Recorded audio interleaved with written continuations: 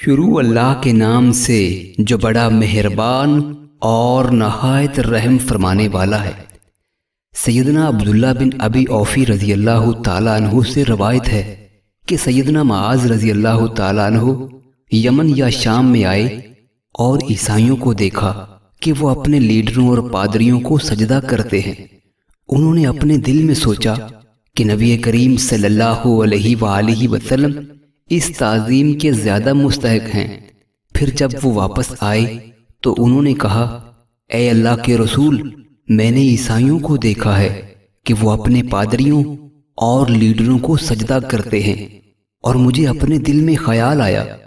کہ آپ اس تعظیم کے زیادہ مستحق ہیں، لیکن آپ صلی اللہ علیہ وآلہ وسلم نے فرمایا، اگر میں نے کسی کو اللہ تعالیٰ کے علاوہ کسی کے لیے سجدہ کرنے کا حکم دینا ہوتا تو میں عورت کو حکم دیتا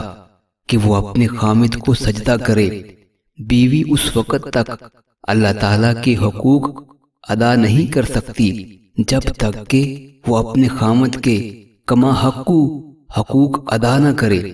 اگر خامد عورت کو وظیفہ زوجیت کے لیے طلب کرے اور وہ کسی